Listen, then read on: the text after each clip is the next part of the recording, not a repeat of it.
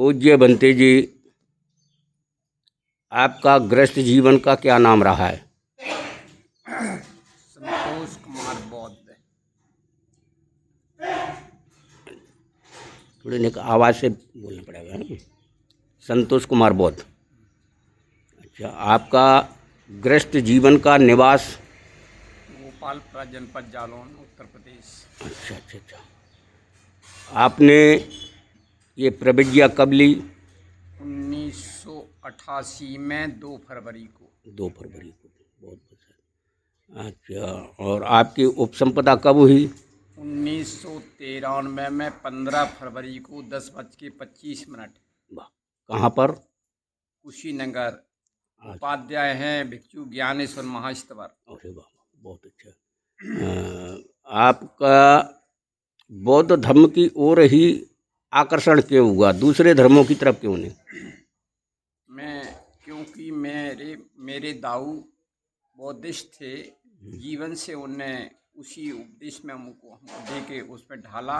इसी समय मेरे गुरुजी भिक्षु आनंददेव महास्तवर मेरे यहाँ आना जाना था। उनकी प्रेरणा से मैं भिक्षु बना।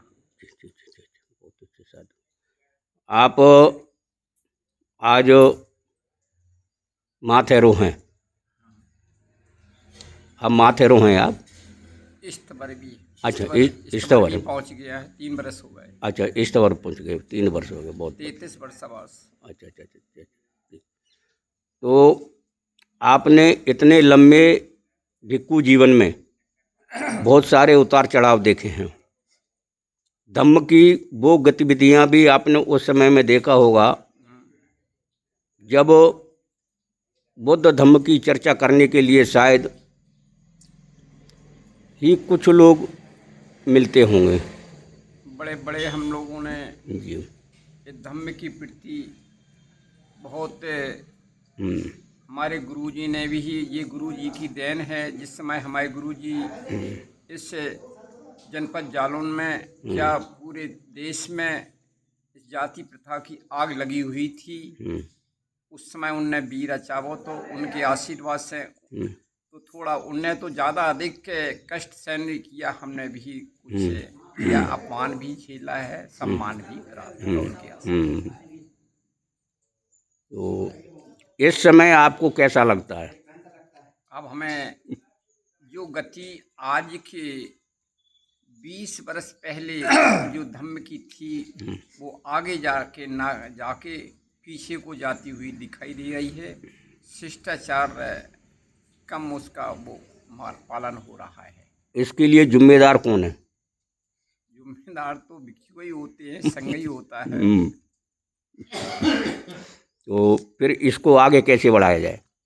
इसको ये एक संघ के 4 संघ हो रहे हैं और कुछ भिक्षु इसकी मीटिंग, जैसे संघ की मीटिंग कई बरस से रुकी हुई है। संघ की मीटिंग से इसका असर होता है। संघ की मीटिंग को वो अपनी जो होती थी दो दिवसीय कार्यक्रम होता था वो रुक गया है। उसको होना चाहिए ना। तो ऐसे में हमारे संघ के कई धड़े हो गए और वो धड़े खुल के ही कीवर धारण करने के बाद हमारी विरोधी मानसिकता के साथ रह कर के कार्य कर रहे हैं। तो क्या हम उनको भी संघ माने? विरोधी में करे तो वो संघ में माने भले, लेकिन लायक नहीं है। वो संघ मानने लायक है या नहीं? वो कहाँ से? हाँ, नहीं है। यही तो आज झांसी में हम लोग, आप भी उपस्थित हैं सम्यक संबुद्ध विहार पर। ये भदंत सम्यक बोधि जी ठहरों के द्वारा इधर बुलाए गए हैं। पाती मुख के ऊपर इधर वरिष्ठ भिक्षुओं के देशना होगी और आप भी वरिष्ठ हैं, महास्थवर हैं। इसमें आप छोटे भिक्षुओं को क्या प्रेरणा देना चाहेंगे?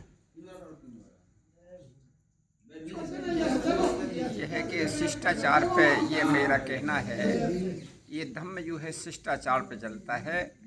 हम भी मानते हैं और आप भी इसको मानिए तो ये संघ आगे बढ़ेगा।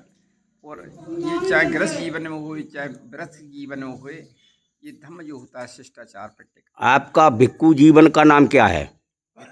जीवन का नाम है भिक्खु प्रज्ञा शरण महातेरा।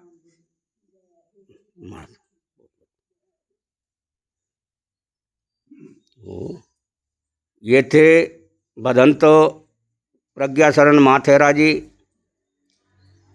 अष्टांगिक मार्ग बुद्ध विहार गोपालपुरा जालौन से। इनका काफ़ी लंबा जीवन, बहुत बड़ा जीवन भिक्खु जीवन का है। आज ये महास्तवर की श्रेणी में पहुंच चुके हैं। इन्होंने भदंत ज्ञानेश्वर जी से उपसंपदा हासिल की और आज उत्तर प्रदेश के अलावा भी मध्य प्रदेश के कई क्षेत्रों में लंबे समय से आप धम्म की गतिविधियों को बढ़ाने के लिए भ्रमण करते रहे हैं और भ्रमण उनका जारी है। तो आप अपने साधक साधकाओं को क्या संदेश देना चाहते हो? मैं उनको